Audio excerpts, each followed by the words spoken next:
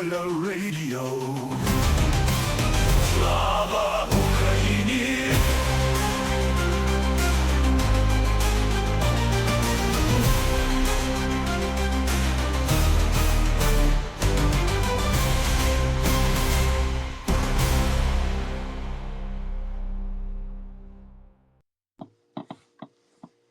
Morning. Morning. I'm not quite done pushing all the buttons I need to push. Apologies. You push buttons. I'll just say hi to people. Morning, Genesisman. Oh, he can't talk to me right now. Okay, never mind. I think we might have joyous connection issues again this morning, only because I've already had this app throw me out twice while I was just picking up the news, which is good fun. Hey, I did completely restart my phone though, so fingers crossed. Fingers crossed. We will see. Now, good morning, everybody, and welcome to, heaven again. I have. There we go. There he is. It wouldn't let me speak. The button was frozen. Well, that doesn't seem like a surprise to me.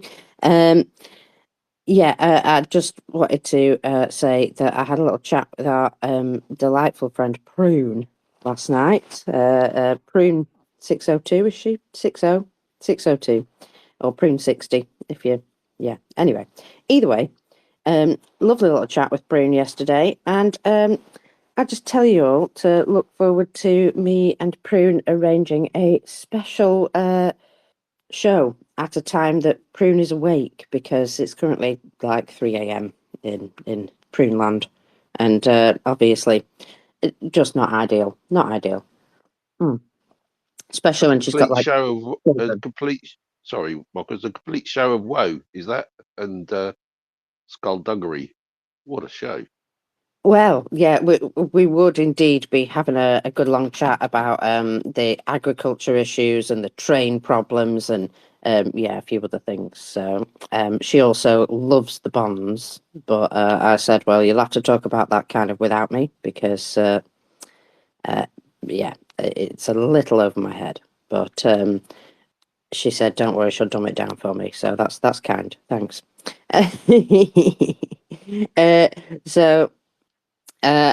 Morning.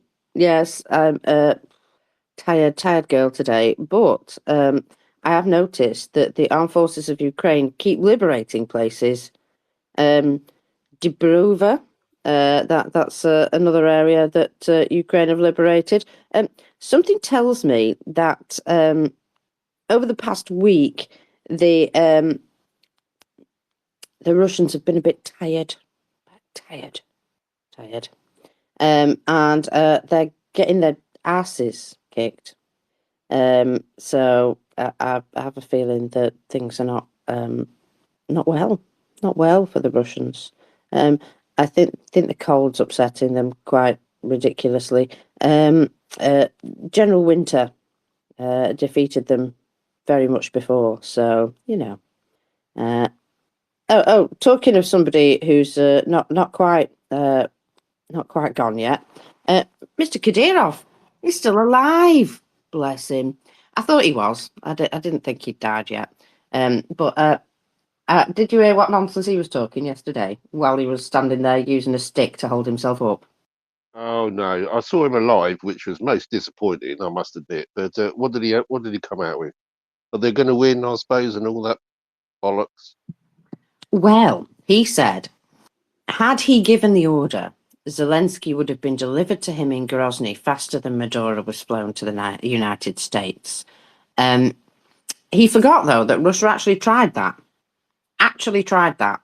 I mean, they're quite happy just to assassinate him on the spot, to be fair, but, actually tried that. And guess what? Yeah, that didn't work out, did it? Hostomel didn't work out well for them. They got their asses handed to them. Their best paratroopers in the world landed and got annihilated.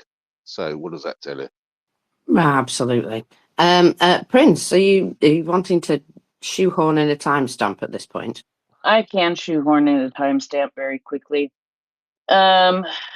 If I hit the right button. God damn it. Technical difficulties this morning. The Yeah. technical difficulties being that Prince is tired. See, it is currently Tuesday, January 6th. Congratulations, the United States. You no longer have Marjorie Taylor Greene as a representative. Sorry. It just occurred to me.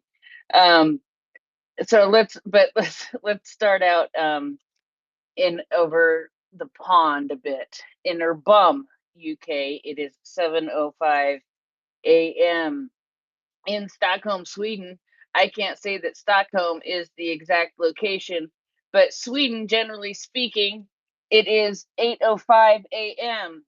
Sweden, where there is a new world champion in hockey. Yeah, Yenny informed me of this at I don't know what time in the morning, her time.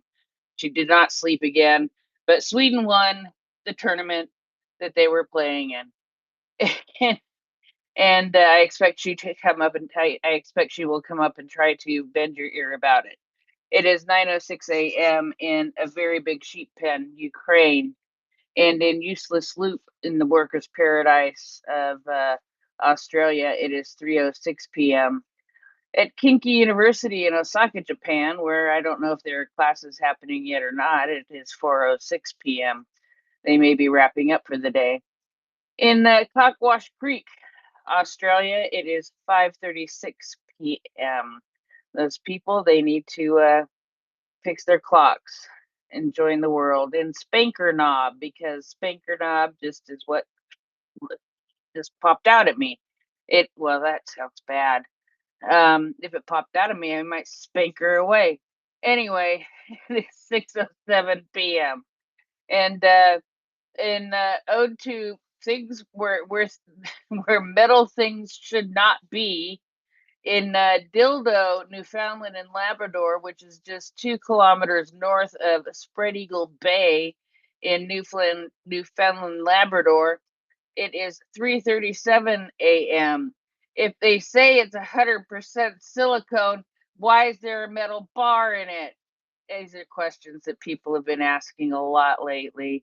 And it is 2:07 a.m. And I'm just going to go with this, Washington, D.C., where Marjorie Taylor Greene is no longer a representative of, from Georgia. And I just saying, I wasn't waiting for that day to happen, was I? It is 1:07 a.m. in Three-Way, Tennessee. And it is 12:08 a.m. in Dickweald, Colorado. Because, yeah, that sounded right.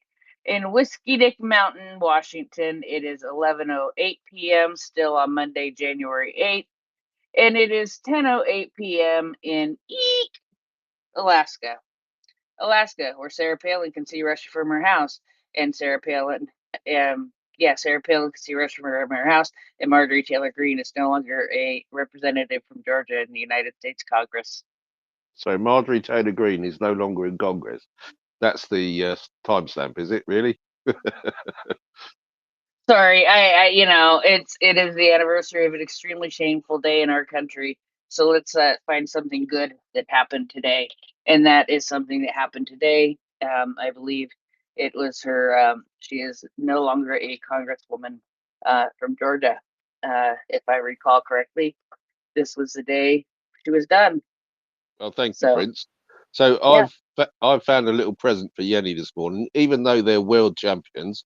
And I believe the USA was part of that tournament, so that they're the world champions. But I found something truly wonderful from Sweden that they've kept under the radar. So if you can find that in the bookmarks I sent you, and stick that up in the nest, we'll talk to Yenny about it when she gets here. But it's a lovely little thing, quite a little present. Is there a peace prize that goes along with the gold medal? Of course, everybody gets a peace prize, don't they? I can have one for not punching people. Yes. Anyway, morning. So, crap! Did I deserve do I have a punchable offense happening? No. I'm just just in general. Anyway, I could literally, I'm that that annoyed with the world. Sometimes I could walk around just windmilling, just everybody in my nearest vicinity, just because.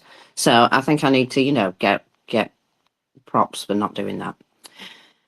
So I tell you what, there's going to be some people running around doing windmills just to keep warm this morning. And that would be the people in risky land. Yes. Krasnodar Cry, in fact. The investigative committee has now had to initiate a criminal case following complaints, even those ones, from residents of Belorochensk about the authorities and the amount of snowfall. I'm not sure they can do anything about the amount of snowfall, but certainly the authorities they've just lied to people, basically. So the reason is the introduction of an emergency situation due to the heavy snowfall, if you recall. Sorry, that was a yawn. Since December last year, many houses and social infrastructure facilities have been without electricity, water and heating due to power line outages, heavy snowfall. In addition, according to residents, there have been no efforts to clear any roads or even deliver drinking water. Shocker. And yet they've been appealing to various authorities with can you imagine what the authorities did when people complained, Genesisman? Yawned. Basically they did fuck all. So the chairman of the investigative committee for Russia, Alexander Bastrykin, that guy, ordered to initiate a criminal case and provide him with a report on the first results of the investigation. The head of the district, Sergei Sidorenko, stated on the 5th of January that according to information from city services, heat and cold water have been restored throughout the city. Except they haven't. Also, wonder how many people complaining, if they complain loud enough, would find themselves arrested and sent off to the front line. Anyway, thoughts and prayers for those folks. These things happen, don't they? I mean, it's a shame. What else? Oh, in Perm Cry, Russia, an explosion of a gas-air mixture occurred in a boiler room. And that left more than 1,300 additional people without any heating. A criminal case has been initiated following the explosion of the boiler room, but the charge is negligence. Is it kaput? It probably is. Gas air mixture exploding there, Genesisman. How much damage do you think that will have done to the facility? Oh, decimated it. So the blast wave and the would be massive if it's in. So it has to be in the correct mixture. So when they say gas air, you can have either too much air or too much gas, and it won't go boom. It's when it's in that sweet spot in the the sweet spot, we'll call it. And once that happens, and there's an ignition source, it gives you a lovely boom, and that'll flatten most places if it's inside. Absolutely flatten. Oh, I'm just looking at a picture, and to be fair, it looks like one of the boilers is outside of the building. Like as in burst through the wall and been thrown like quite some distance. So yeah, that's a mess. That's a mess. That's totally doable. So it will pick it up and throw it through walls and out of roofs and stuff like that. Yeah. So outside the building is not unusual. Yeah. In fact, looking at the building itself, it's like it's a shell of its former self, shall we say? Just a shell. I'm going to send you the picture just to amuse you. Have a look in the main channel in the back at that. We'll do. Thank you. Yeah, there's like 5 pictures there because there's a couple more in the second thing, and I think you'll enjoy just looking at that and going, "What the heck?" So that's fun. There are other things that people need to worry about over there now, such as drones in the air. Oh dear. You see, Leningrad region is now, they've had a really, really bad night. They had to stay awake all night. And remember that's like just right next to St. Petersburg over there. So Leningrad region was not sleeping last night, and in keeping with good old traditions, they were reporting on what was happening, even though they've been told not to, because, people just love to complain. So an unmanned aerial vehicle was suppressed by electronic warfare systems in the Volkov district in the Leningrad region. The fall of the drone debris was recorded near the village of Berensky, including on the grounds of a compressor station. Are we sure that's debris? Are we sure that wasn't meant to be hit? Anyway, there were no injuries and there is no fire threat. The damage is being assessed. The crash site is fully cordoned off by police and investigations are underway. Well, yes, they probably didn't want you to mention any of that, but, there we go. Bless. Now, about those long-range strikes inside Russia, I have noticed that we have a new record for the army of drones. So, this bonus system that they have, where they say basically if you take out such a thing, you'll get a certain amount of points and so on. And with all your points, you can then apply to, have new stuff. Yeah, because points make prizes, mockers. Points make prizes. They absolutely do. They absolutely do. So we have a new record. In December, Ukraine's security and defense forces eliminated more than 33,000 Russian troops. And this system has been built, and I don't know exactly who masterminded it, but Mikhailo Fedorov has been, involved. Remember that guy? Yeah, exactly. No wonder he's getting promotion. He's earned that position. They've built a system that increases the unit effectiveness and helps defend freedom. I mean, what an incredible idea. So they also say that they have eliminated more Russians than were actually. Did I just crash? No, Not that I could tell. Things just went slow for a second there. You still with us? No, now she crashed. Yeah, now she's gone. Sorry, mockers. You'll have to. I will bust her ghost. Yeah, go round. So while she's gone, for anybody that hasn't seen it, I think it's the third from the left in the nest, people. Patricia Marins, the Swedish Special Forces, have a fast boat that can submerge like a submarine, or whatever the proper term is, she says.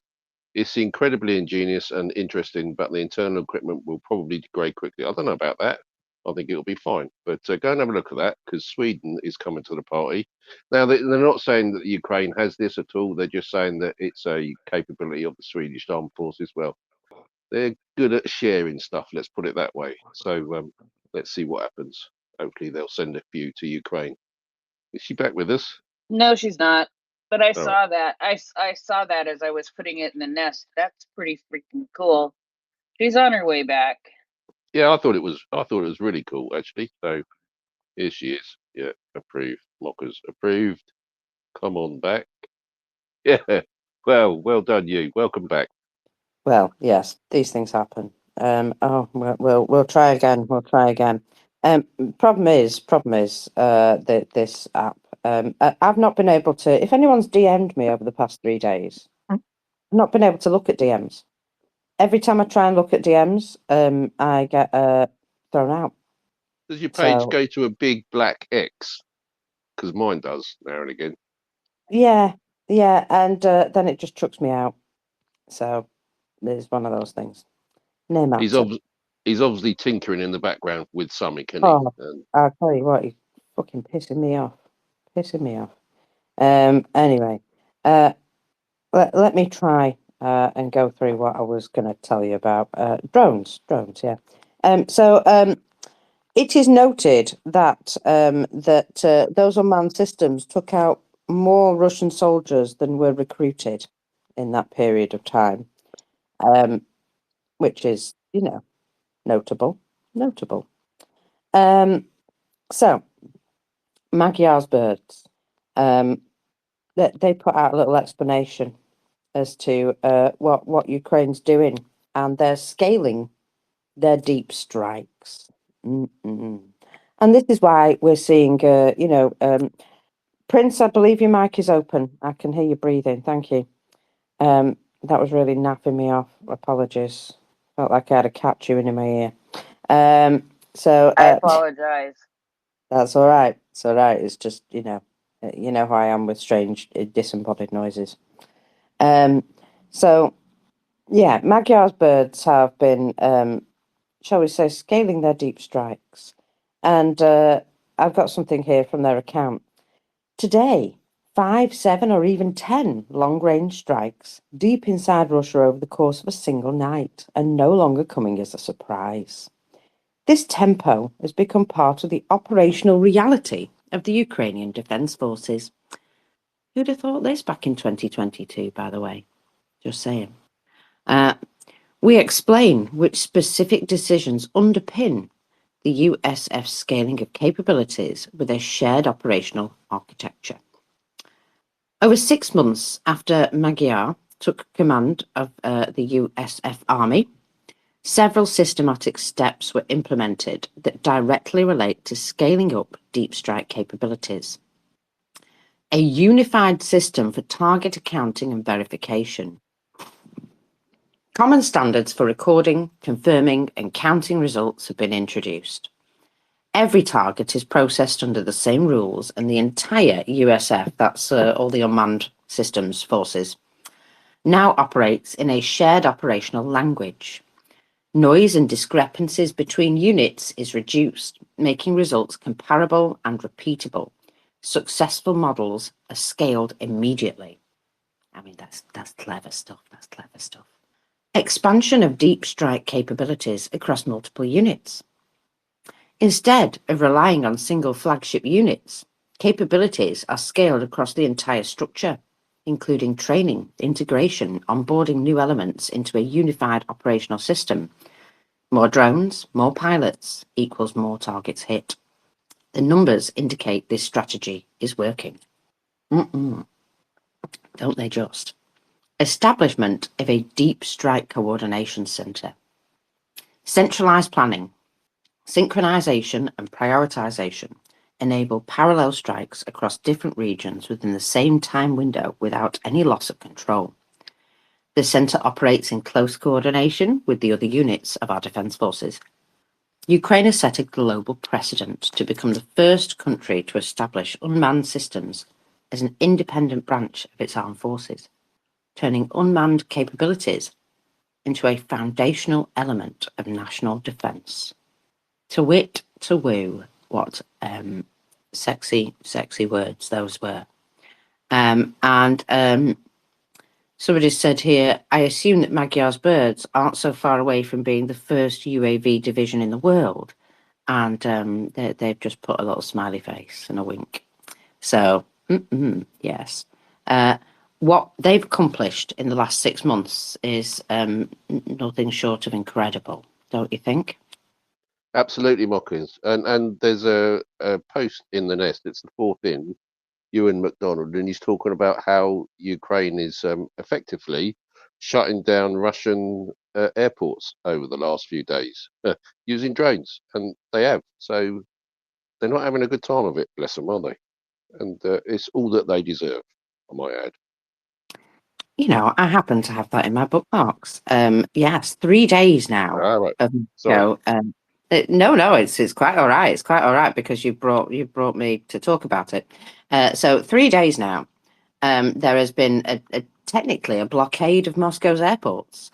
Now, during some times of day, they may still be able to get some aircraft in and out, but especially overnight, they're literally having to close all their airports in the Moscow region.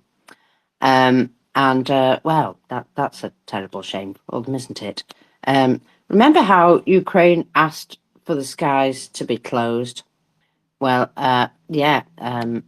they've basically started closing the sky in Moscow. It doesn't mean that there aren't still some aircraft travelling through and past that area, but if the airports are closed, they ain't landing there. And there may be some days where they can get aircraft in and out, but, well, I'm just saying that, over the weekend, Vinokovo, Domodedovo, and Zhukovsky Airport have had to repeatedly suspend their flight operations completely, and a lot more than they have been previously. So it's becoming more often. Good. I mean, I hope it hurts. So now let me see. Let's do this one, because this is fun. A former Russian serviceman, Ivan Otrakovsky. Yeah, we'll go with that. Now, remember Kalashnikov, that fella, who was basically saying, oh dear, we are in absolute dire straits. What on earth have we been doing all this time? All these people are dead, and what have we got to show for it other than, some destroyed areas? And why, oh why, did we go into a war at this point with our neighbour, who apparently was not ready to welcome us? Well, somebody else is speaking out now, and this is Mr. Otrakovsky. He stated that the current Russian government is directly responsible for the elimination of hundreds of thousands of Russian soldiers during their special military operation. According to him, the goal was not victory, but just a prolonged war that only benefits Putin and his elites. Seems that people are starting to speak out. He still believes, though. There seems to be quite a few of them coming out of the woodwork mockers just recently. So I think the tide is turning, surely. What do you think? Well, he's still using the narrative of good Tsar, bad Boyar theory, because later in the video, he calls on patriots in the military security services and the people to form a unofficial smush, subordinate only to the head of state, to rule out corruption. And an awful lot of anti-Jewish memes as well, which is, it's typical of them. But the whole point is, he sees that they're effed, and he's speaking up about it. Whether he uses the actual correct narrative or not, he's still in his gums. They can't go anti-corruption in Russia, can they? Because they'll just have to shoot every single last one of them. I think that's a bit naughty. Well, yeah, the entire government would be in trouble. You're absolutely right. So let me now. There's so many things. Let's start with this. Russian Telegram channels are continuing to complain of catastrophic losses at the front. Their words, not mine. In the Sumy direction. Amongst other hardships, they cite their life expectancy of assault groups as 2 to 3 days. I mean, kind of love this for them, but let's have a little read. Beselovka, the sector held by the first MSP of the KT-VKS, the VKS being, the really well-trained, highly trained and, effective units. Well, they were. Anyway, this is currently one of the most difficult in the Kursk direction. Kursk, you say? The guys are sent to positions, and after 2 to 3 days, they are already listed as missing. Their relatives are told the same thing. There is a battle going on. You must wait. We do not know where they are. We haven't even seen their bodies. Oh, that's comforting. We were approached by relatives of soldiers from the 2nd Company and the 1st Battalion. Out of a group of 70 soldiers, all very young, 18 to 20 years old, with the oldest being 24. I mean, they're literally wasting their future at this point. 42 soldiers have already been confirmed as killed in action. In this group, most of them signed contracts after their military service, lured by promises that they would serve in the rear. I'm going to say that there is an ongoing joke in my head about serving in the rear, which means basically bend over and get butt fucked by, on the front line. Yeah, drones. And she went there. Yeah. Well played.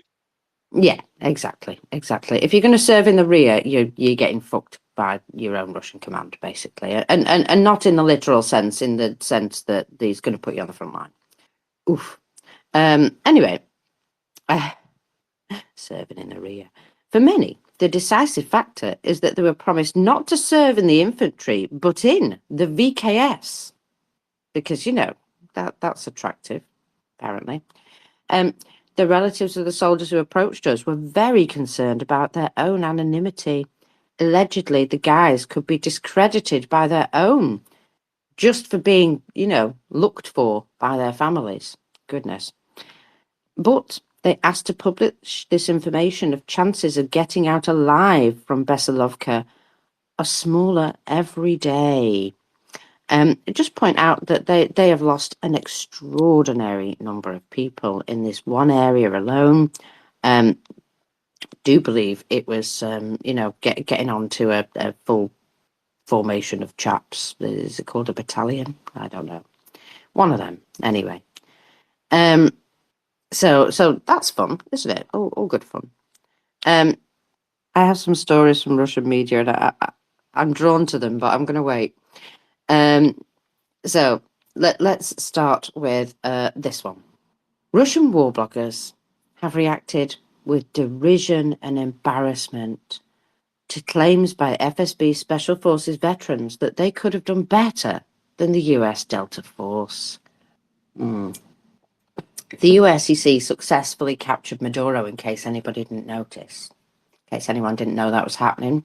I'd just like to point out that the word Epstein has now been wiped from all the front pages. It's amazing how that happens. Anyway, they complain that the only thing that their special services managed to abduct was a raccoon from the Kherson Zoo. Yes, feel free to laugh. 2 former FSB Alpha Group operators made some eye-catching claims in a Russian news outlet, the Daily Storm. Oh, that sounds exciting, doesn't it? The Daily Storm. That they could have done far better than the US, but held back for political and legal reasons. Did you? Did you now? Okay. This has attracted a little bit of skepticism from Russian war bloggers, to put it mildly. Yes, I'm quite skeptical as well, to be absolutely honest. In fact, Alexander Kartovich said he died of cringe while reading their statements. The Americans stole Maduro, but we stole a raccoon from Kherson. You have to be able to enjoy the little things, I guess. And take notes, because it will be on an exam. If you start the next special military operation without removing the military political leadership and with friendly people's dreams in your head, then you too are fucking idiots and your descendants will curse you. He's not happy. And this, well, it happened. No one really knew that this was possible, not even the Americans themselves. Oh, I imagine they had planned it that way, to be fair. But now everyone knows, and there are no more excuses, and people mostly express concern about their future rather than blaming the past. And you, broadcasting from every radio what fools the Americans are and why this shouldn't have been done, are causing concern that you have understood nothing. I'll just say, yes, oil, but also silver. Go and look what JP Morgan's doing with silver. Venezuelan silver, to be exact. Lots of it. Yes. Just saying. Somebody a couple of weeks back said to me, would you believe silver is a really highly sought after commodity at the moment? And I was like, really? And then I saw that and I was like, oh, that makes sense. Anyway, when your bank's about to fall over, you just go steal someone else's silver, apparently. Anyway, where was I? Give myself a shake. Right, okay, so here you are, broadcasting from every radio what fools you think the Americans are and why this shouldn't have been done, are causing concern that you've understood nothing. Next time, will once again prioritize the international left-right a-hole carry out your combat mission. I'm going to say that is a Russian turn of phrase. And thousands of guys will die so that aging degenerates, oh, what are you talking about there, my friend, can look good in who knows whose eyes. Those are the fears now, that you're unteachable, and the anti-crisis, accordingly, should be that the lesson has been learned, not that alpha veterans said that the Yankees are actually losers. Two majors said, we liked the raccoon more than Maduro. Well, I can understand that. He is cuter. The ghost of Novorossiya complains that one could open such a PTSD Pandora's box, it wouldn't be possible to plug it up again if you start dissecting every element from a project dating back to at least 2014. He said it would need to be dissected not emotionally, but systematically and mercilessly. In other words, he's saying all of this that we've been doing from 2014, and what have we achieved? We've achieved an awful lot of dead men, yes. He says, yes, the only point is that all opportunities have been missed. Victory loves preparation. That is all I have to say. Oh dear. In the meantime, excuse me, we have to work. We still need to assemble the word victory from the letters OAPZH. There aren't enough letters, but we'll try, because who else will? I have a feeling that those letters were some of the letters that they used, to identify their vehicles. Certainly the O was. Rotislav DDD blames the Daily Storm for publishing this ridiculous story. I won't speculate whether the Daily Storm editors really found a couple of aging party political appointees capable in their prime of stealing grandma's underwear from the clothesline, and are now trying to monetize their useless service through a reputable organization, or whether they received a dark note and fabricated this entire interview out of the air.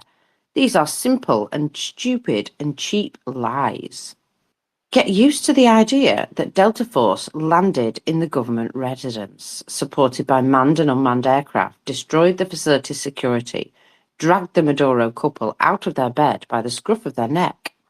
Incidentally, the Venezuelan defense minister has already stated this. Most of El Presidente's personal guards were actually killed in this action.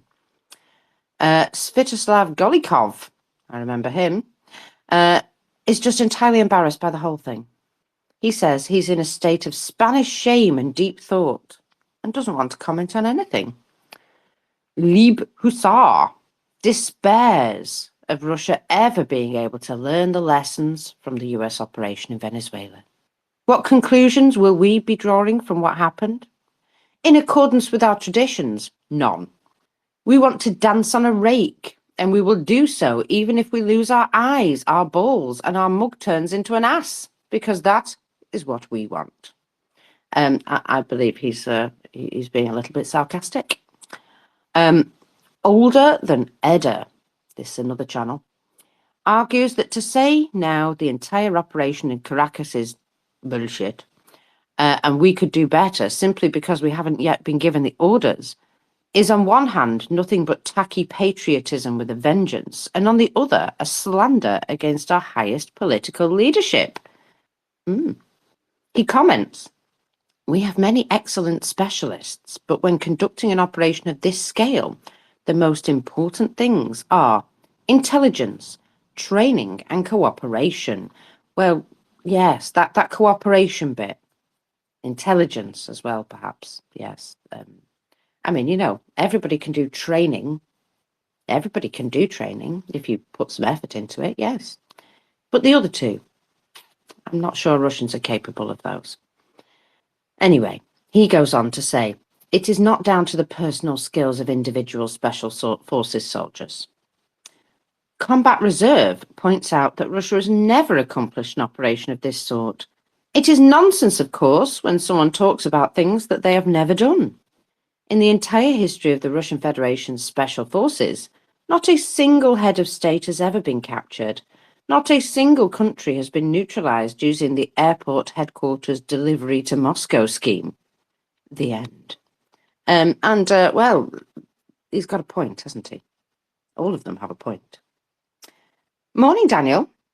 I caught him washing up. Morning, darling. I Hey. can hear you. You know what? The Z bloggers sounds much realistic than MAGA crowd in front with interschizo. Yeah, you know interschizo, right? I know, sorry. What? You read about Z bloggers about Caracas operation, right? Yes, yeah. Okay. In comparison, the assholes from MAGA I heard this morning, they are looking realistic and almost rational. And I will tell you something which probably we must comprehend. Is not about the professionalism of United States forces. I will never say they are not good. But in Caracas, they got free hand. Do you see any Igla shooting any helicopter? Do you see any Kalashnikov shooting any helicopter? The best helicopter in the world will die if you shoot. You know, nobody shoot at them. Why? Because they were sold.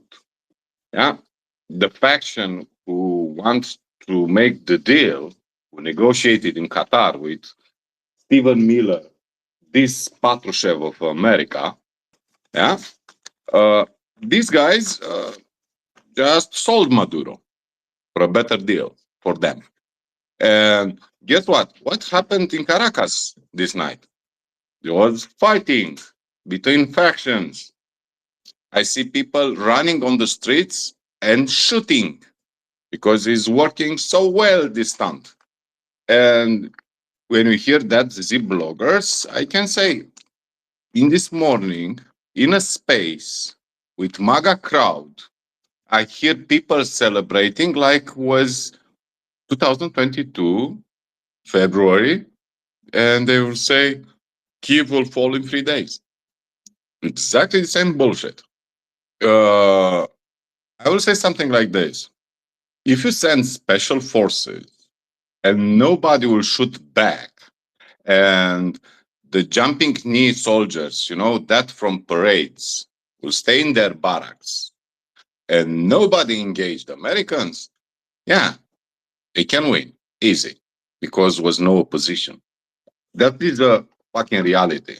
The biggest win of America, like Stephen Miller said this night, is not a win at all. It was a forfeit. You know, they see the game. That is very interesting in my opinion, because at this moment I watch United States and I say, where is the difference between Donald J. Trump and Vladimir Vladimirovich Putin? Where is the difference from Patrushev to Stephen Miller? Yeah, it sounds very ugly, right? Remember, Oh, yeah. 1 year ago, 2 years ago, 3 years ago, these guys was, we fight for democracy, for United West, the values, the morals, the international law. What they talk about now? Strength mean power, power mean we rule, we say what? And I will say something like this. I don't like to bash my American friends. I have friends in the United States. I have Americans. I see Americans going in Ukraine to help Ukrainians, right? But this nationalistic fervor just took a small landing in Caracas, looking like the biggest achievement of their lifetime. I want to say, okay, what about Kuwait? That was not a huge achievement. This shit, taking Maduro and leaving the semi-indicted interior minister living in Caracas, is in government in Caracas, and is indicted in same case like Maduro, is free. I think we are in a very strange situation. Today is 6th January, you know. Remember 5 years ago, someone took their capital and everybody was pardoned. Everything is okay. They say about Maduro system of corruption. And you know, where is the corruption at this now moment in United States? In White House, they sell the businesses to their family, to their close circle. They don't fight corruption. And this threatening asset, I saw Greenland, now Alberta in Canada. These assholes, imagine, is something. I read some people saying nobody will defend Greenland. You know, nobody will defend.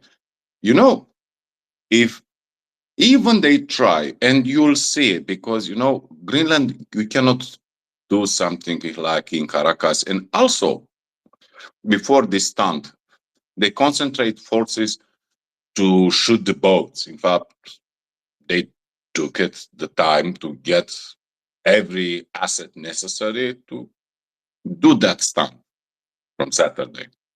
If they want to do something like this in Greenland, we'll need to take the ships, take the fleet, take the, you know, flat tops, landing ships, all this crazy stuff. Daniel, they won't go nowhere near Greenland until the summer because they don't want to fight in those conditions. Do you imagine in the summer is easy in Greenland? It's not. But I will say something like this. If they try something like that, similar, and why they will get in shooting match with everyone, and it will be probably the end of America. Will be like Crimea American version. And everybody need to get in their fucking heads. Not MAGA. MAGA not understand that shit. MAGA is a cult. But everyone who has, I don't know, close to rational reason. If they try something like this, they will get in the shooting match with everyone in Europe. And people who say, no, we will not fight for 68,000 Greenlanders and we don't fight for small country like Denmark, need to understand something like this. Close to Venezuela is a small country called Suriname. Suriname is Netherlands. Close to that is French Guyana, which is Department of France. There are French citizens there. In the Caribbeans, there are lands of yours, of UK. Yeah, you have islands which are British territories. You cannot take this stunt forward because everybody will say, okay, first is Greenland, then is Guyana, then is Suriname, then is Curacao. Where do you go from there? Diego Garcia? That is yours, right? So we need to treat all this bullshit, all this crap like this. Trump probably is a moron who is melting his neurons at this moment. I hear him speaking is like Joe Biden version, Republican version probably. Stephen Miller is a total psychopath. Mr. Rubio, everyone cherishing him, is just a sycophant. He doesn't say no there. And they will do everything in their power because they imagine nobody opposes them, especially Democratic Party. Democratic Party in America is weak like shit. I see very few people reacting really there. And I think we will end the summer, 3 days will end. All the governments will activate. I think Mr. Kushner and Witkoff will have their surprise of their life at this meeting, which they have with Europeans now. And everybody will prepare for the worst. And we need to prepare for the worst like that because, you know, I don't imagine all the American soldiers are happy in Germany or in Poland at this moment or in Romania. And sincerely, from the deepest of my heart, I want them to go fucking in their country. You know, you don't like Europeans' values. You don't like our ethics, our laws. Get the fuck out. We bleed for you.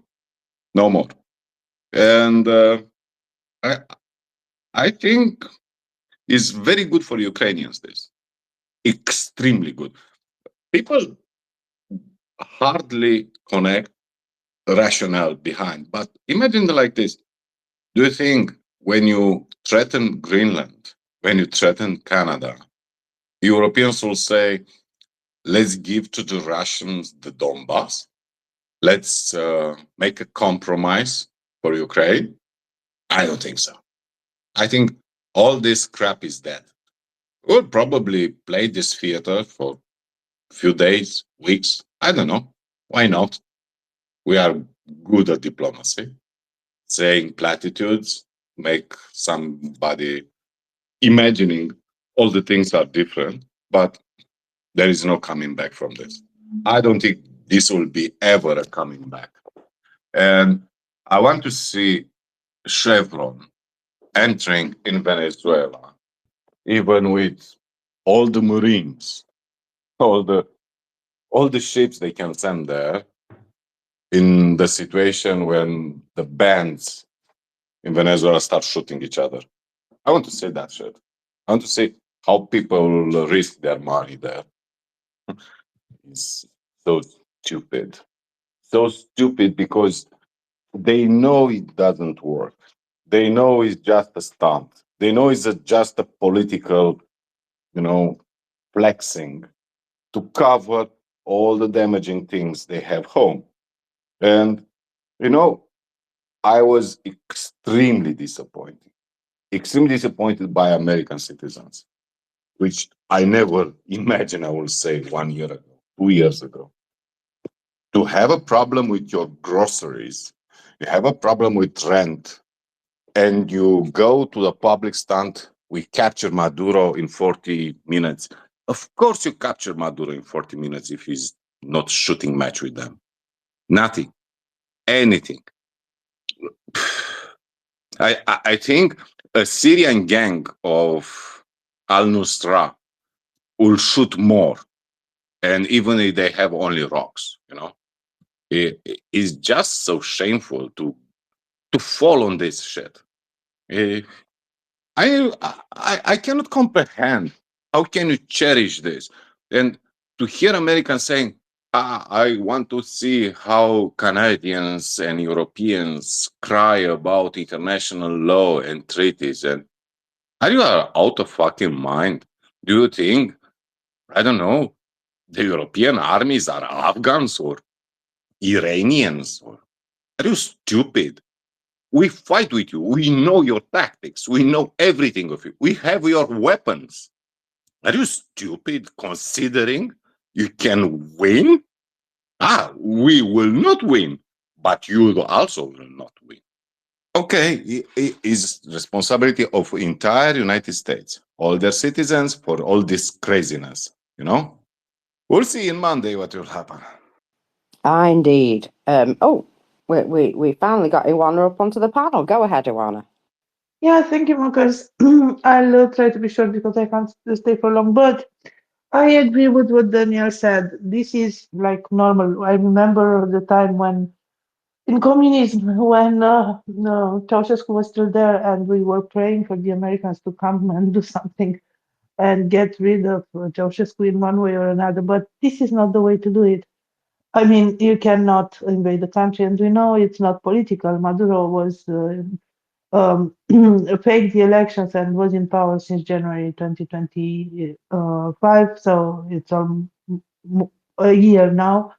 And there were other means to, try to stop Maduro by the American administration. But what I wanted to mention is a little bit different.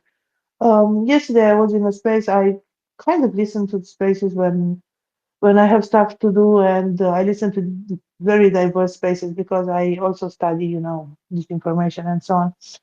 And there were a lot of Americans, a lot of them, not just an isolated opinion. So basically, the space was against this Venezuela thing. But there were a lot of Americans mentioning American imperialism. Like American imperialism is back. Yay! Venezuela has oil. We need the oil. Well, fuck the others, you know. I mean, sorry for speaking like this, but they were very, very determined, very, very happy, and basically saying that America has the right to take whatever it wants to take. So, you know, might is right, and this way of thinking. So there were a lot of them, not just one. And I'm kind of scared, you know, because normally the people in America should oppose to this, and probably the majority does. But there are some which are very vocal that actually like it, actually want it. And I don't know how to fight this. I mean, not me personally, but in general, I don't know how to fight this. And it was downwards spiral. This MAGA thing aggravated everything.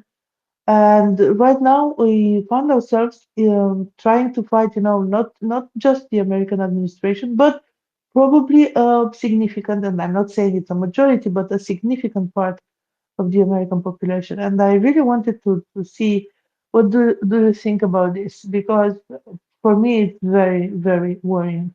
Back to you.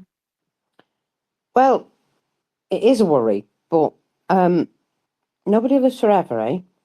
I'll just say that. Jenny?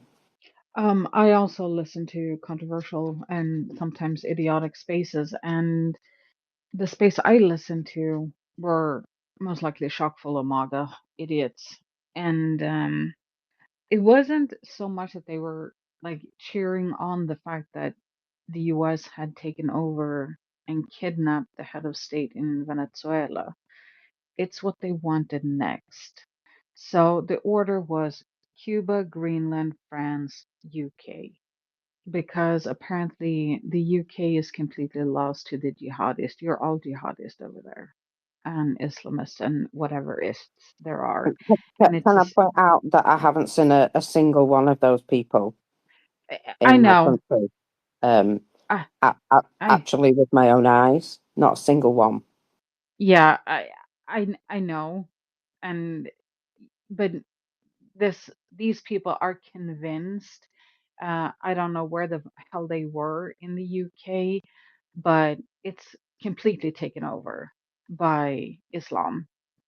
You're under Sharia law, as is France. And I'm like, this is news to me. This would make headlines in Sweden if this was true. And but even like, and I understand that these people are delusional because otherwise they wouldn't talk about France and the UK this way. And but even the fact, because I talked a little bit about this with Will yesterday, and I said it's not Trump that scares me. It's his cult following that scares me, that don't see the insanity in saying, can we invade the UK and remove Starmer and put somebody else with common sense into power in the UK? You know, like Tommy Robinson or Niall Farage. Those people scare me, um, much like they seem to scare Ivana as well, because this rhetoric, nobody in Sweden is talking about, you know, taking over Finland or even going in. There are some like, you know, quiet kooks that probably would like to see regime change in Russia, but we are not a big enough group that would talk on social media saying we should send in teams and just take out Putin and take over the country. And then once we're done with Russia, we should move on to, I don't know, Kazakhstan or something. Nobody. You'd be hard pressed. These people are nutcases, and this is just scary. And I do hope that Europe would unite, that the EU Article 42.7 works the way it was intended if the US does make a move on Greenland. I do think that they look at the individual countries and forgot that you have to add them together. And the fact that we do train a lot together as countries, they're like, the European Union has no army. We can take them. We can take all of Europe. And I'm like, all the fuck you can. You just can't. And I would like to see more unification of the Europeans, because it appears that we have threats on both sides coming both from the east and the west. And this was not the 2026 I was hoping for on New Year's Eve. This was not my wish for 2026. This entire decade is fucked. We started with a plague, and I do not know where we're heading, and I don't even want to think about it. Anyways, fuck Russia and fuck the US administration too. Today I have a lot of fucks because I am sleep deprived. But we are world champions in junior world championship in ice hockey. And that was a glimmer of hope in this world. So thank you. Well done to your ice hockey team. May I just point out that at least 50% of the voices online are paid propagandists or shills. So don't believe everything you read online or hear online even. I'm going to go ladies first because I have no idea who was first. So go ahead, Iwana. I'll be very short. So I hesitate to talk about my framework. I will try to publish some things on Substack this week. I feel that it's the moment to launch it in a way or another. This is to explain this. I have this concept which I called espresso, but espresso with an X, and starting with X. Espresso is compressed information delivered through narrow windows. It came to me, this concept, after listening in one of these places, a lady with very strong geopolitical opinions, America first, talking about everything, Middle East, Eastern Europe, migration, tariffs, everything, with very confident voice, and then saying that she never flew on a plane. Never. She never traveled. Never. This is the narrow window. The lack of experience, the lack of exposure, the lack of, wider knowledge. And then you consume information delivered in small bits, compressed bits, everywhere, amplified by the algorithm. And Umberto Eco said something like social media gave a voice to the idiot of the village. Before that, he was used to talk in a bar and maybe 20 people listened to him and then sent him to sleep. Right now in social media, this idiot has a voice that covers all the world, and not only a voice, but also a loudspeaker, because his voice is, this kind of high emotional content, compressed information, because of course they cannot do longer phrases. And not only it has a loudspeaker, but the algorithm is amplifying it. It's favorizing it. And others are using this, and as you said, bots and money and all kind of stuff to promote this kind of thing, because of course we need idiots. Idiots are easy to manipulate. Sorry, I'm being a little punchy, but yeah, I think this might explain part of the phenomenon, the espresso shot. Yeah, I quite like that actually. Yeah, so yeah, all of this being, something that people have very strong opinions of and know all about, except they've never left their hometown. Very strange indeed. Daniel, go ahead. I'm not scared, and I'm not worried.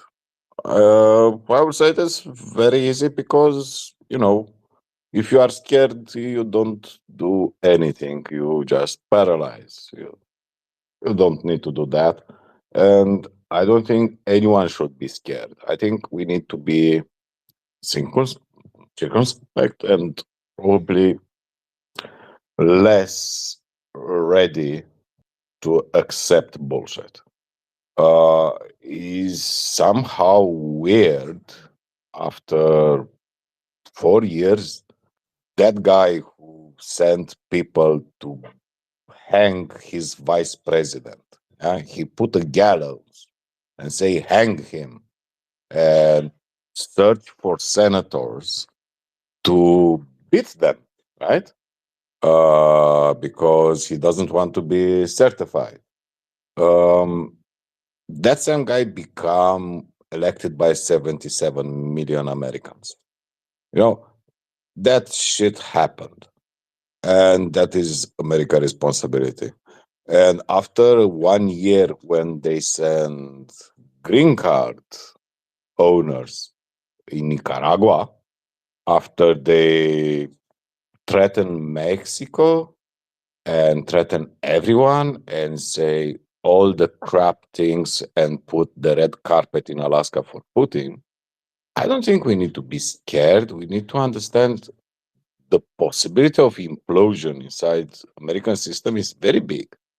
And also, I think this administration is very worried what will happen in November, when probably they lose Senate and Congress, and all the power what it has is until then.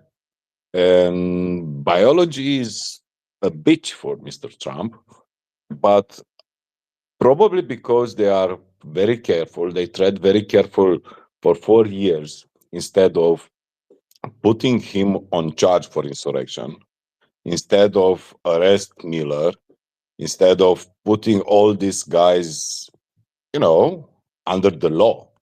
They treat it, let's not escalate the political division, which was a huge mistake. The scenes in Capitol I saw in Romania in 1990s, when people weirdly enough instigated politically go for similar members of parliament, and that was Romania just exiting communism, right, in the summer of 1990s. And I see that in United States, which said, we are the shiny city on the hill, we are the leaders of freedom and liberty, and was a fat asshole, red hair, yelling and putting his boots on the chair of Congress on her desk, and another moron with horns yelling some stupid songs. The shaman asshole, right? And that is America. It is not this America which threatens we will invade Britain. Imagine the Third Reich have a difficulty when the technology was then Spitfire and Messerschmitts, right? Not what we have now. It's so stupid. When you have difficulty fighting Talibans in Afghanistan, how do you think you can conquer Coventry or, I don't know, Oxfordshire? Are you shitting your brains? Or going in Alberta is like, is easy. Try to land on Greenland. Greenland has so little places when you can land ships, Try to go with a helicopter in Arctic situation. Are you mad? It's not normal. Well, none of it's normal, but we live in just crazy times because we let people with too much money and not enough sense be in charge apparently. So here we are. Anyway, They need socialism, mockers. I know, sounds so weird. I see very much Americans yelling against socialism and communist China. No, they need socialism. They need tax the rich.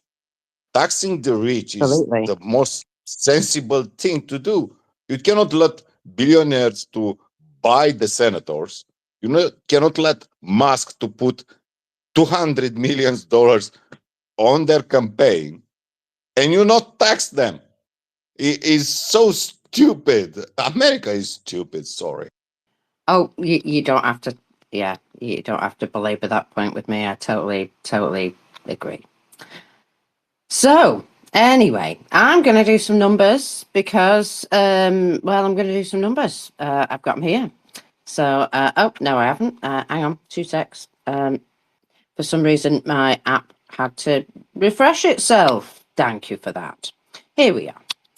So it's the 6th of January, all day. And we have the following. We have 940 liquidated personnel.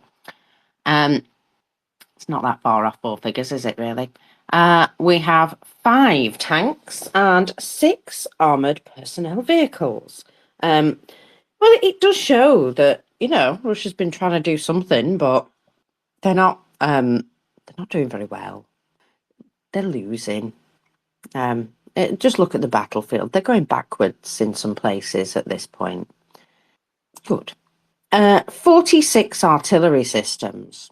That's gone up as well, hasn't it? It seems like they got a bit of a hammering yesterday. 1 MLRS and 1 air defence system because, why not? Join the party. And I'm going to go 157 vehicles and fuel tanks. But what's this? 879 drones shot down or suppressed by Ukraine. Is that a record? Say that again. What was how many? 879?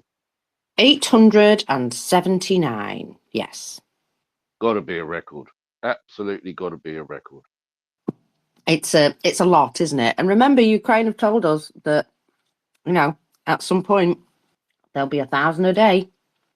And Russia have been ramping up to it. And, well, look, we're edging ever closer, aren't we? That is absolutely shocking. So shocking, in fact, that I've made Will come up. But yeah, that's a heck of a lot of drones. But have you noticed that Ukraine aren't screaming about it anymore? They're just getting on with the job. And that, the rest of us are just watching on like we're a bit thick. Oh, look, 879 drones in a day. Can you imagine, one of the European countries dealing with that? Can you imagine how it would be all across the news and it would be on every radio station and nobody would shut up about it. And here we are. Anyway, I have some booms that we can talk about if Will would like to. But let's just see what he has to say first. Possibly a record in gross numbers, but only 12.8% of the drones sent at them. So not quite a record as far as a percentage of shoot down, but still very good. Very, very good to be able to shoot down that many of the drones that were thrown at them. Absolutely. I mean, that's some going, isn't it?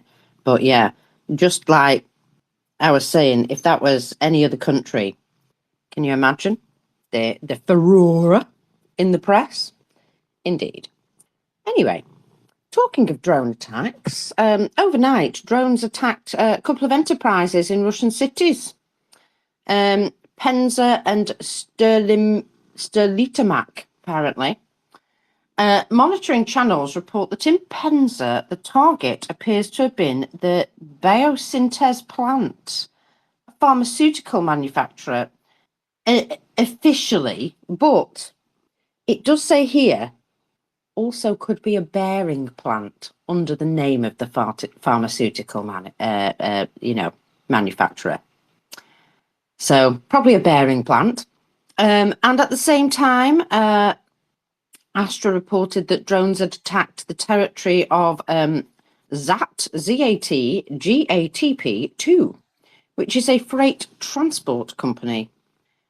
So it says here, in Sterlitamak, the likely target was a large petrochemical plant, Sterlitamatski Neftekimchesky Zavod. That place. So that yeah, I can't believe that I'm able to get my mouth around these words anymore. But isn't it interesting that Russia thought they were untouchable? They could just go and beat their neighbor into submission with a big old stick, and their neighbor wouldn't be able to do anything. And look at them getting their asses kicked all over the fucking place. And beautiful, beautiful work. Russia winning isn't really on the cards anymore. Not that I think it was in the first place, but they're just winning all over the damn place, aren't they? Not. So that's another 2 facilities that appear to have been taken out of commission, or at least they're on their way to being taken out of commission because these things happened Also, Bashkortostan, they too reported drones attacking around there as well. Don't know what that was about, but yes, they too had drones in their area. So Penza, I've got to say, quite impressive. The only video I've seen so far is from quite far away, and yet still quite a big explosion. And Uzman in the Lipetsk region, there is another oil depot on fire. I mean, you know, just the storage situation for their oil and oil products is it's getting to be a real problem for them indeed. What a shame, eh? So Stelitamak, locals report that the petrochemical plant exploded 6 times. 6 times. I'm just going to say that that's not a surprise. Not a surprise. And I can take that one out of my bookmarks now. Tiva region. It would appear that there was well, I'm going to say that looks like it might have been electronic warfare into a residential building. And the Penza locals say the Penza bearing plant was definitely hit. Oh dear. So, yeah, apparently that place, everybody knows it was not what they purported it to be. It was a bearing plant. So, just a note. Meanwhile, did you know that the Finnish have produced, and this is a proper tangent now, but I want to put this in here because electrical batteries, you know how like everybody's been going on about, you know, they need all these rare earth minerals and stuff for electrical batteries. Well, I tell you now, the Finnish have produced a new solid state battery. They've just announced it's in full production now, and available in vehicles from today. So I'm just going to say that these are extremely upgraded from your current EV type batteries, and they appear to be in serial production, and they've kept it very quiet until just recently. And now they're like, by the way, we're producing these, and they're so much better than anything else that anybody else has produced. And there is zero degradation. Are extremely safe. They don't explode like, you know, normal EV batteries. They don't use any rare earth materials. They only use common materials. And they can operate in -30 Celsius to +100 Celsius without any degradation. And, you know, these types of batteries will indeed be great in vehicles, but maybe they can also be used in other ways. So somebody said, is this too good to be true? No, it's shipping as a product as we speak. Verge Motorcycles are already using them. An amazing motor that they've produced that can fit inside a wheel and can be used to electrify existing trailers. So the EV industry is about to completely change, and not in China's favour. So just put that out there. Thanks to the Finn. Yes? Does it say what type of battery it is? Not a lithium-ion one, I take it. No, it just said a solid state battery. And I suppose they're not going to give me all the little details, are they? No, I'll go and see if I can find out. Yeah, so just put Finn's solid battery, you'll find it. Because I literally, as you asked me about it, took it out my bookmarks and it's gone. So everybody does that. They always ask me about something just as I finish talking about it. Sorry about that. So let's go on to my next thing.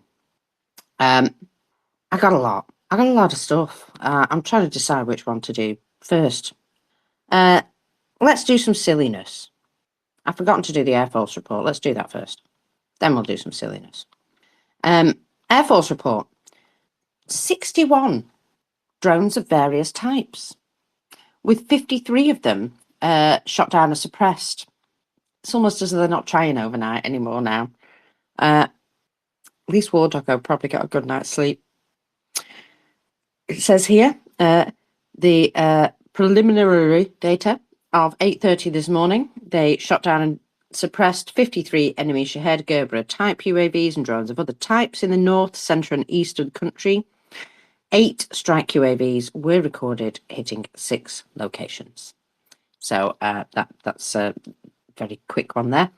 Now, I told you I had a little chat with Prune yesterday, and she provided me with the most incredible stories. So let's start with this one. Russia has banned entry to 28 Canadian citizens. Congratulations to them. Personal sanctions have been imposed on 28 Canadian citizens. I'm sure they'll be really upset. Amongst this was Mr. Robert Baines, head of the Canadian NATO Association, Victoria Karpiniak, I don't know, a member of the board of directors of the Ukrainian National Foundation, actor Andrew Kushner, and staff of the Holodomor Research and Teaching Consortium at the Canadian Institute of Ukrainian Studies. I don't think any of these people would be wanting to visit Russia in the near future, to be fair. The Minister of Foreign Affairs noted that these individuals are seeking to strengthen Canada's ties with Ukraine, and called this the most radical and irreconcilable situation, if you say so. Now, yes, yeah, I'm trying to keep the one about butt stuff. No, I'm just going to tell you.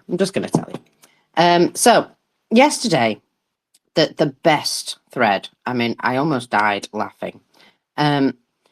That this was something that I found on Prune's profile. In fact, she made a point of sending it to me, and I was just like, what? I don't understand. And then I understood. In Russian media, would you believe it is tangerine season? Now, I get that because Christmas and New Year, my mum always buys a big bag of tangerines. So, you know, I can understand tangerine season. However, the Russians seem to have some, shall we say, traditions that the rest of us do not. And so let me just explain what on earth I mean. So the headline, the headline of the main article that we're referring to here says tangerine season, how to make the most of the New Year's symbol. Another headline related, possibly. So the first one was at 3:56 p.m. Yes. However, previously at 3:08 p.m. they'd published, the same publication had published this story. A Russian man was hospitalized with a tangerine stuck up his bum after the New Year. I mean, obviously he was making the most of the traditional tangerine period. Now, it turns out he did have 2 up there, but he managed to extract one of them by himself. Lucky boy, hey? So, yes, a 32-year-old man, heavily intoxicated, decided that he would take his citrus fruit differently and inserted them up his bum. He managed to extract one fruit himself, but the second remained stuck inside, and after some time, feeling pain, he was forced to seek medical attention. Yes, dear. He was unable to clearly explain the reasons for his actions. Did he fall over? Did he? Did he just fall and just sneaky tangerines? I know. Anyway, there was another headline shortly prior to this. If you're feeling bored or down, here are 10 ideas to perk up in 5 minutes. And one of those ideas was citrus aromatherapy. I hope you're laughing because I nearly died. last night reading all this. So yeah, you can place a drop of citrus oil onto a tissue and inhale deeply several times, or just get that guy to fart in your face. Indeed. So yeah, it wasn't on my bingo card, that, I'll be honest, sticking tangerines up your bum, but they're not even the right shape. Come on, flared base, folks, flared base. We've talked about this. And number seven on your how to perk up if you're bored or down was the power of laughter. So, you know, the power of laughter. Goodness gracious me. Also, you know, I do wonder if they're having problems with their imports of gentlemanly shaped products, the sex toys, basically. Are they under Western sanctions? I don't think they are, but shrinkflation has been noted in the size and shape of their gentleman's appendage type products, because they've started buying them from other countries, and they're not as big, apparently. It's an issue. It's an issue. Also, they've bought some arousing gel, and it doesn't just make you feel a bit tingly; it actually burns. Who would have known? Who would have known? So yeah, I told you I was going to bring you silly stuff, didn't I? Yes. I thought you might enjoy that. Meanwhile, in Russian media, if you're running low on groceries and the store is far away, and this is part of the headline, survival strategies for being drunk. And I thought the best way to survive being drunk was to just, you know, hold on to the grass, so that when the world spins, you've got something to hold on to. But no, apparently, the fridge is empty. The nearest store is miles away, and you're clearly in no shape to go because you can't fucking walk, because you're holding onto the carpet at this point. The situation seems hopeless, but in reality, there are many strategies that will help you hold out until morning, until your sobriety allows you to make a grocery run. Well, I'm just wondering if it should be survival strategies for staying drunk when you're running low on vodka and the store is far away type thing. I love how they try and point this in some sort of military way, that this is a tactic or a strategy. So yeah, what's absent in the article is the price, the fact that some shops won't even be able to stock stuff because of, you know, problems with logistics. Oh dear. Inflation, obviously.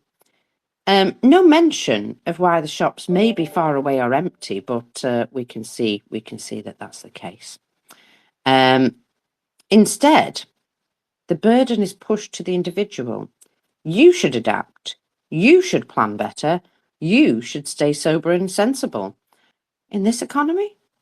And food scarcity is your own problem, basically. If you didn't fill up the fridge, it's your problem.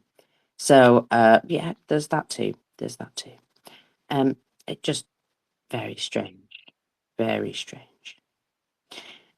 So meanwhile, in Russian media, apparently, according to them, they don't want to think about this year. They want to think about the year 2029. And they've said 2029 is coming. Well, I suppose it is. But, you know, I feel as though, why did they pluck this out of the air?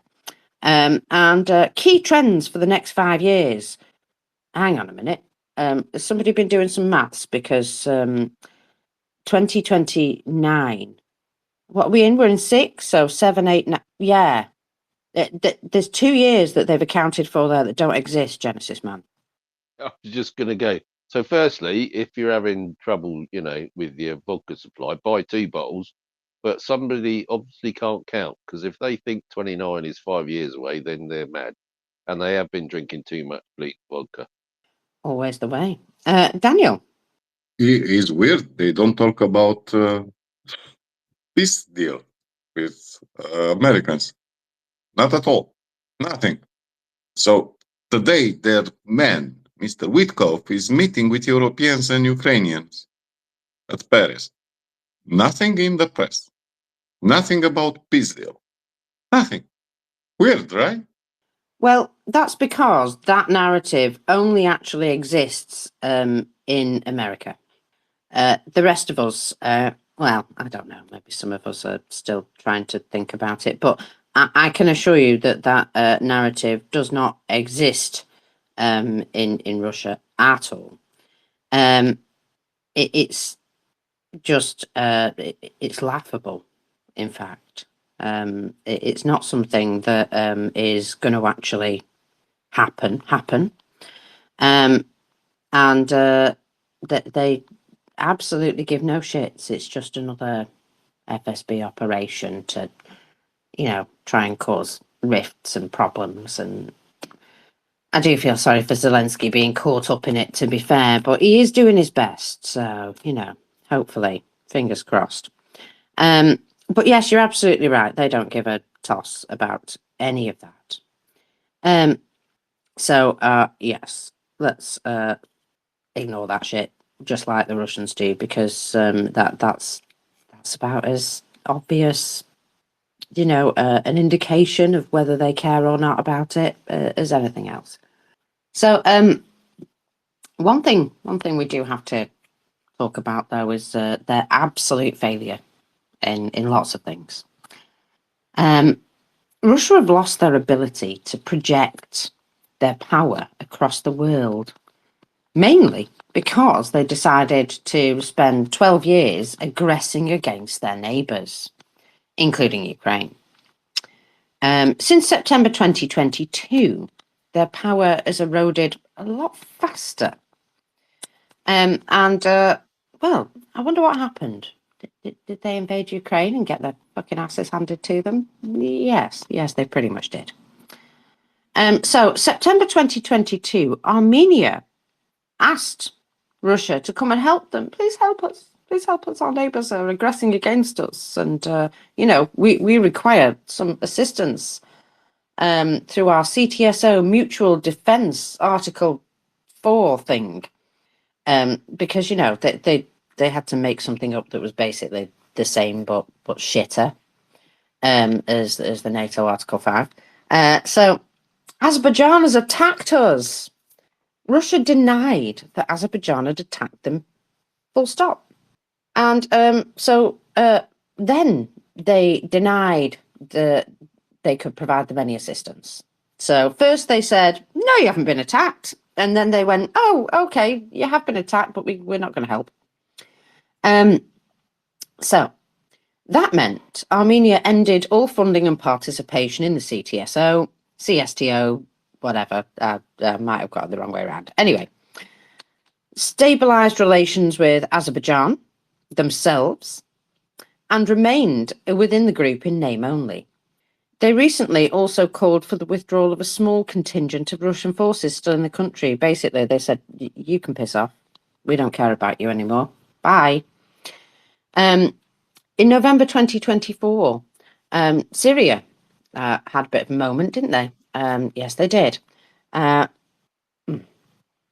So, sorry, I've just got an email from work and I'm like, I can't help you right now.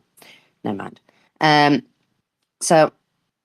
Yes, the uprising in Syria deposed the dictator there, Mr. al-Assad, and he asked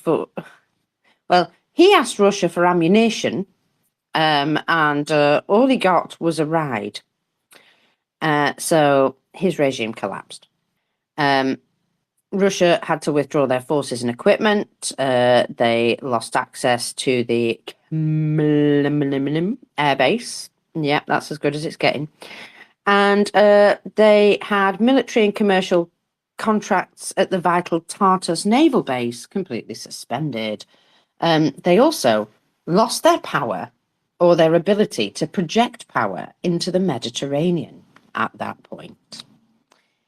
July 2024, the remnants of the Wanga group, in name only, became part of the Russian National Guard Africa Corps.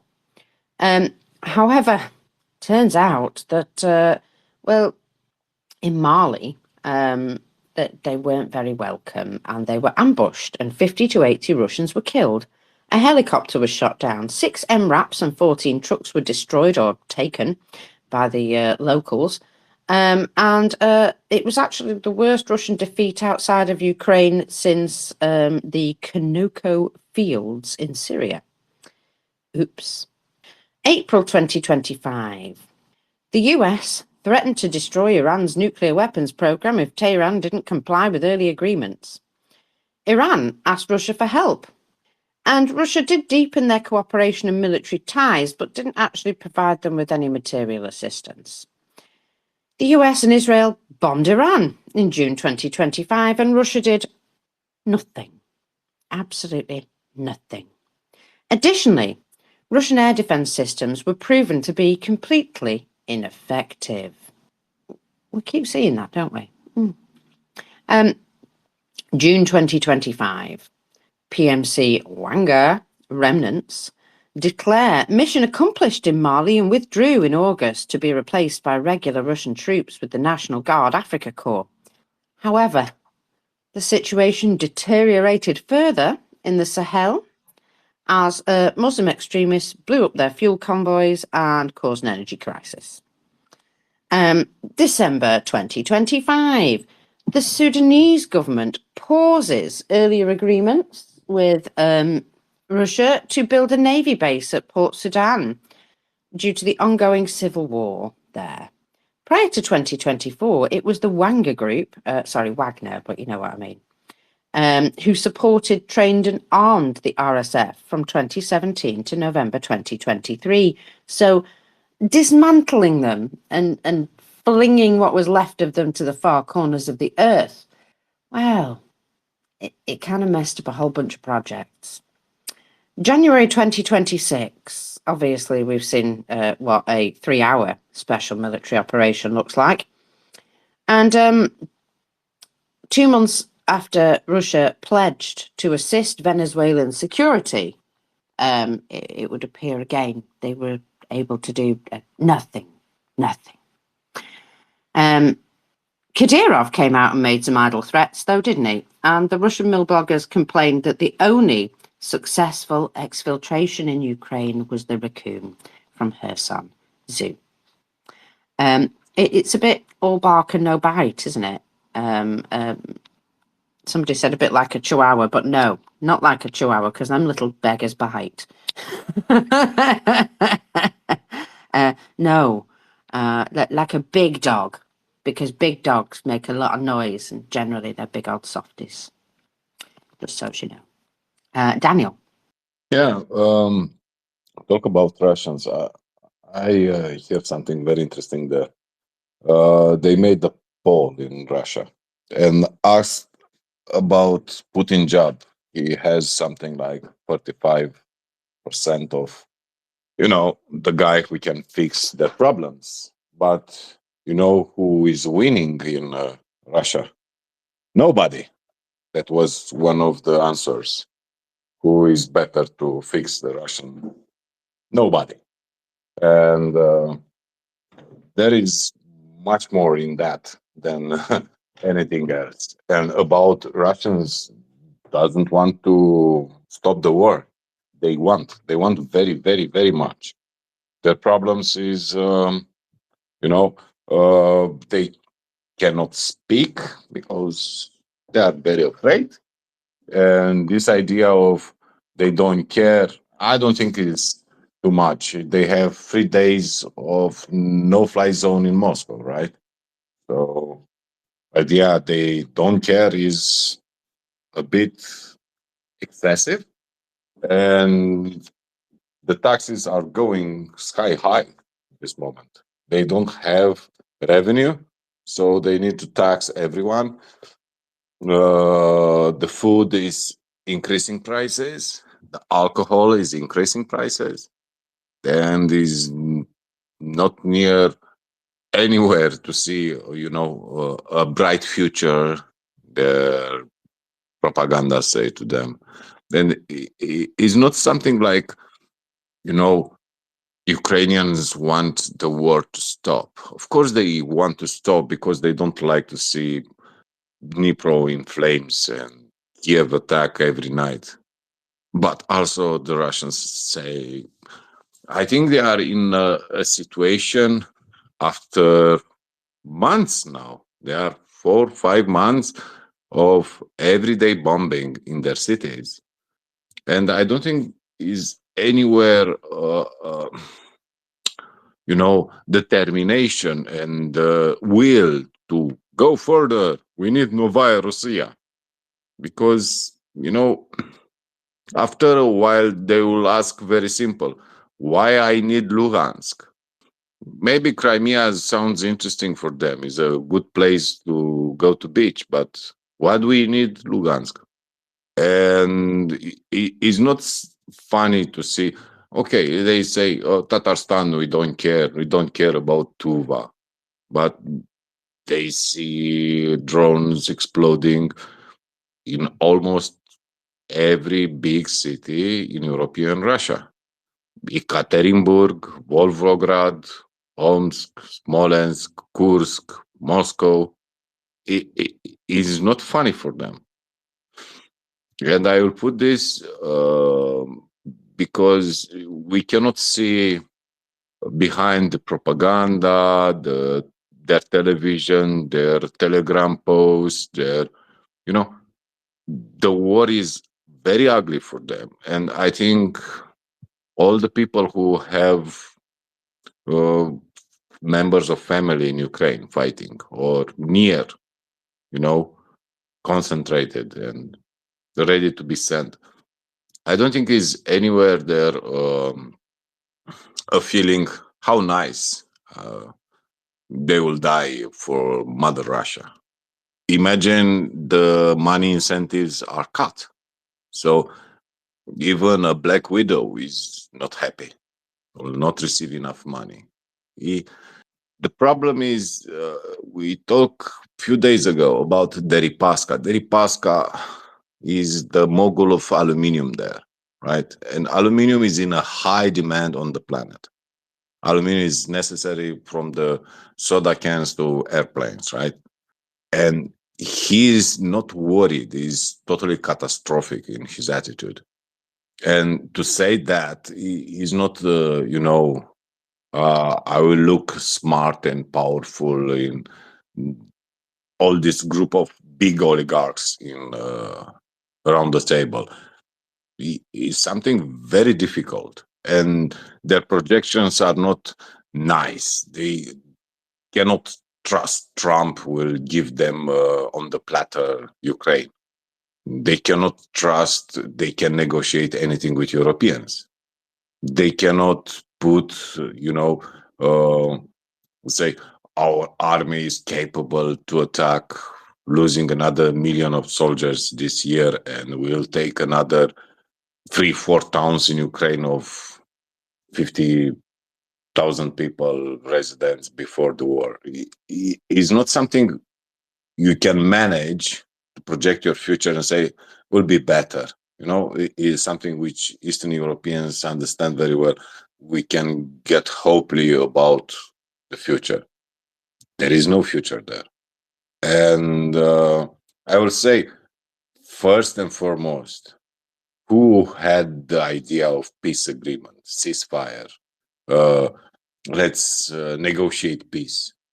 Ukrainians start when the invasion started, and they go in Belarus and after that in Turkey, trying to appeal to some rational people inside Kremlin to discover there are no rational people there.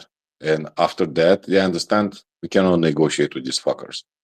For Americans, all this stunt was political, exactly like all what Trump did in this second term.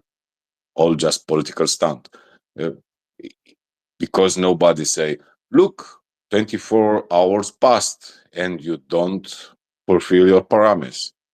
2 weeks passed, you don't fulfill your promise. Because that is the issue. It is no responsibility. My opinion is Russians probably are in a bad situation. Some people said, okay, it's better. They now retreat from Iran, they will retreat from Venezuela, they will retreat from everywhere, from Syria, and concentrate on Ukrainian front. Partially true, but I cannot say they have so much forces committed outside Russia, outside Ukraine, to get, I don't know, some big strategic victory. When you launch 1,000 drones in one night and you get from Ukraine defiance and counter bombardment on your cities, which was unbelievable 3 years ago, no? To say Moscow don't have any flight past 3 days, there is nothing you can say, oh, Russia will prevail in this. And also, we will see probably some turn of attitude from American administration where Russians will be mocked. This is another good thing which happened with Venezuela thing.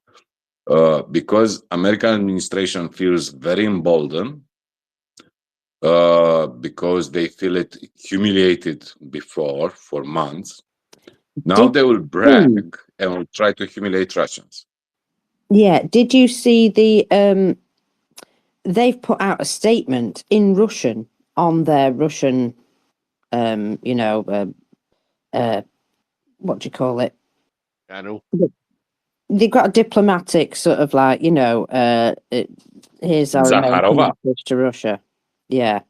And they put the message out and it basically, right, there's a picture of the administration and it looks like something out The Godfather for a start. And it basically says, Russia, don't piss us off, basically. Oh my God. So they call it primitive, and now they brag about how bad their friends in Russia. This happens everywhere. Every time when you see someone getting self-confident, they are more powerful, because this thing with Venezuela make them to feel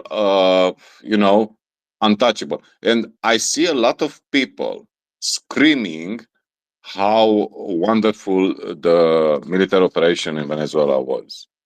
And after initially I said, wow, 40 minutes, yes, it's extraordinary. You cannot say, wow, other things. And American soldiers are great. Their technology, their information systems, all the things are excellent.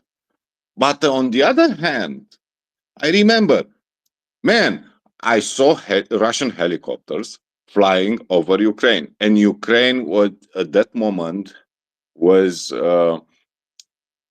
receiving from Germany 5,000 helmets, and still Ukraine put the Igla on their shoulders and shooting down helicopters.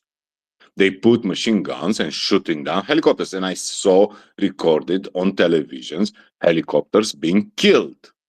Was the motivation for me to go from YouTube to this fucking app. And what I see in Caracas, no one find an Igla.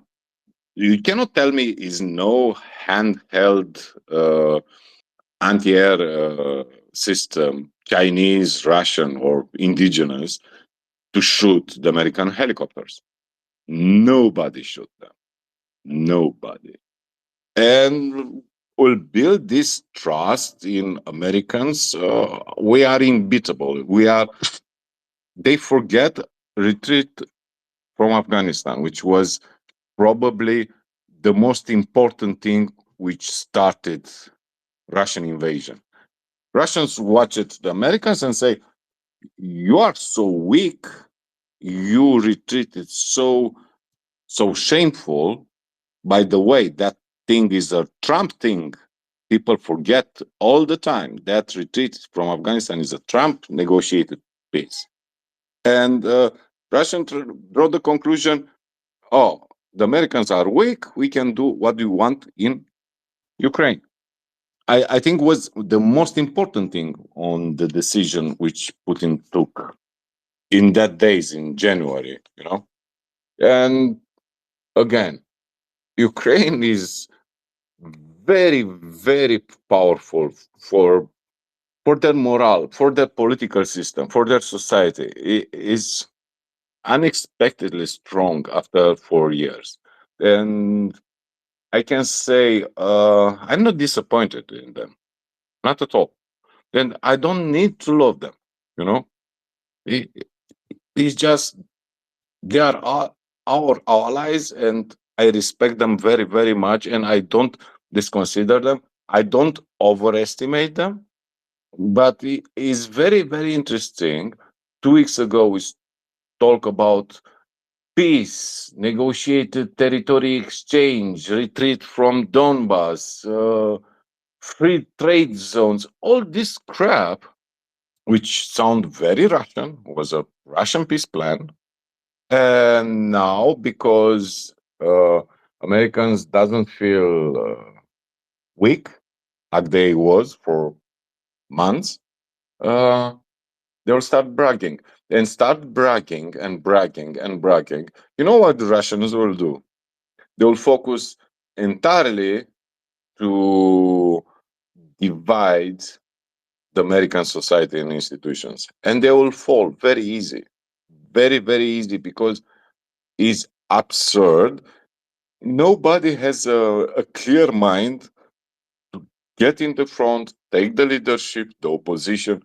In every political system like this, when you have erosion of democratic institution, somebody needs to take this leadership and be a leader and fight against these morons in current administration.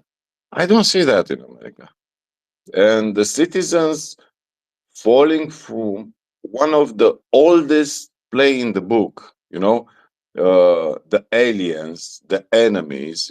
We built this target practice. So you don't watch on your economy, you don't watch on your pocket, you don't watch at inflation, you don't watch at this, and they fall in mass. That is reality. They fall in mass. I don't see critical thinking. I don't see circumspection. I don't see, you know, how you can attack a guy who was in space, who was in your military, and now is a senator, and instead, entire society say, "Look, this is American treasure." Silence, silence, because you know the Senate. Yeah, yeah. I'm still very, very optimistic about how Russia is losing this thing and how Europeans. Probably this crisis will make us extremely powerful, and I'm very proud of your British choice of becoming more connected to European Union. I'm very happy of that. Crisis usually delivers opportunities. Us I too, love Daniel. the. Don't worry about this. Sorry, Mockers. You go first. I was just going to say, I love the optimistic version of my Daniel Artfire. I'm loving that. Bless you, my friend. Carry on, Genesisman. No, Daniel. So there is a movement sweeping across the UK that's absolutely want to rejoin Europe, and it's gaining momentum. So let's hope that happens. But more importantly, you talk about the peace negotiations today in Paris. So, Mockers, do we think this is the first time that Twitcroft is going to be sat across the table from Budanov? And I wonder how that conversation is going to go today, because Budanov is already tweeting there are no borders except the 1991 borders. So crack on with that, fella. Yeah, I have a funny feeling that they might struggle to get any nonsense past Budanov, to be fair. So that should be funny. So before we toddle off, because I need to get off and get some work done, just to note, there have been some recent map updates which have been considered peculiar. And after weighing up the pluses and minuses, it appears Ukraine is off to a better than expected start in the first week of January. There is a new area of offensive in the Sumy Oblast, which is never great given Russian advances in the area. However, the northeast Kharkiv Oblast, was also busy due to a significant increase in Russian activity and increasing pressure on the Ukrainian forces in that area, who are very much outnumbered. I'll tell you that. However, the Russians are saying everything's under control, but they're just looking at what they're dealing with. It's not that under control. But Ukrainian forces have had success in the Liman direction, stabilizing the situation on the eastern outskirts of Liman and defeating the Russian first, it says here, the Telegram Brigade. Obviously, we have lots of faith in those guys. Siversk is still a problem, still problematic, but the localized Ukrainian offensive in the Svato-Pokrovsk area continues, with Ukrainian troops now crossing the T513 highway, a lot of small adjustments to the maps, with Ukraine and Russia trading square kilometre for square kilometre in different areas. The Sloviansk-Kramatorsk axis is it's always busy, difficult to determine what's going on exactly because, again, it's a little bit like tennis. And Pokrovsk, Ukrainian forces advanced in Rudinsky, that's the one. I couldn't get my mouth around that. And still control the northern half of Minograd. We also mapped out Russian advances in the southern part of the city on the 30th of December. However, it appears they are now hanging by a thread. Technically, they're still holding it. In Pokrovsk itself, Ukrainian troops crossed the railroad. Otherwise, there were no major changes. But Pokrovsk joins Vovchansk and Chasiv Yar as almost, but still not quite captured. Russia remains unable to seal the deal in any of these locations. The Ukrainian localized offensives in the area of Hai, H-A-I, and Novo Alexandrivka, the new one, was confirmed. To the south of Darylivka, Ukrainian forces have also advanced, putting Russian troops in Ostapivsky in a deep salient with weak logistics. Sorry, I'm just watching this cat and what she's doing. There is also the Huliapol axis, which is a hot mess, but the situation has improved in Ukraine's favour. Russian DRGs were cleared from Dobropilia, Priluki, Zelene, and Zalincheny. Something like that. And house-to-house fighting has been ongoing to the eastern edges of Huliapol.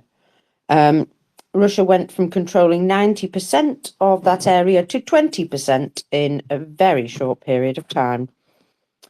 Ukraine continues to punch above its weight. The partial recovery from a series of failures in Huliapol is an improvement from 2024 when, disastrous errors led to them just leaving the area. For example, New York and Toretsk. So far, Russia has not shown any ability to exploit the poor weather conditions as it did in late 2022 to mid-2025. Their mechanized infantry attacks are much smaller than previous years and a more diverse mix of soft-skinned and lightly armoured vehicles. This is one of the reasons, but not the only one, that their attempts to breach Ukrainian defences have not been successful because they just don't have the heavy armour that they used to. And that's apparently not working out very well for them. So go ahead, Genesisman. No, so when the Russians come out with, it's all under control, don't worry, you absolutely know they're getting their asses handed to them. And in Kupiansk as well, they've lost that completely. So yes, they're not winning. They have never been winning, and they are going to lose. And they're going to lose big. And thank you for that, Mockers. No worries. Well, I don't want to say that everything's fabulous because everything is not fabulous, but still, Ukraine are prevailing, shall we say, against all odds. And I'm just being told that the 100th Grau, Grau, in near Kostomo region in Russia is burning and exploding.